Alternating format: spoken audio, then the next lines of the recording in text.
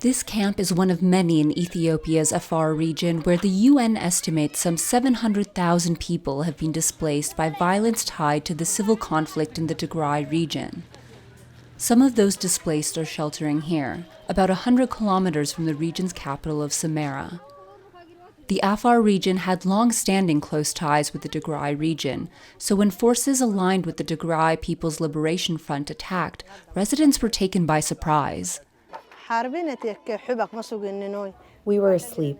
We heard shots from heavy machine guns. We woke up in a war zone.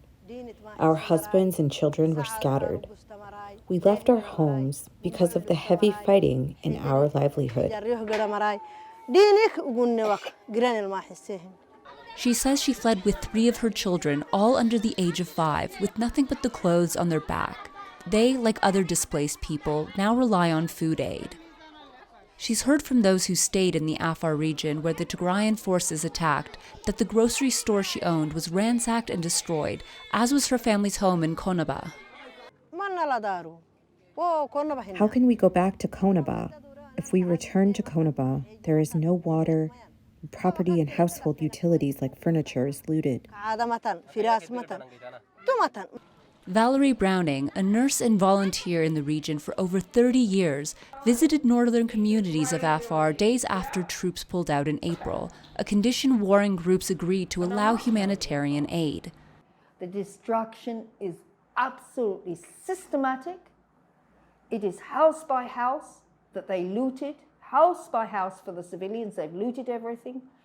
And the government institutions, they either burnt them, exploded them, or they tore out all the machinery or the technical stuff and just ripped it apart. The World Food Programme and other humanitarian groups are distributing food and other aid, but it has been a challenge to reach everyone in the remote and rough terrain. While the WFP has given aid to 630,000 people, the total number of people in need tops 1.3 million, more than half the region's population. There are also longer-term concerns. We have to think of what happens after this. When people go back, how are they going to provide for their children? So we need support from the donors, especially for funding, for us to provide support to the households in terms of livelihoods. Preliminary assessments by the Afar regional government have determined that about 20 billion Ethiopian birr, or $388 million worth of damage has been done. There is no water, health facilities, or schools functioning in many areas.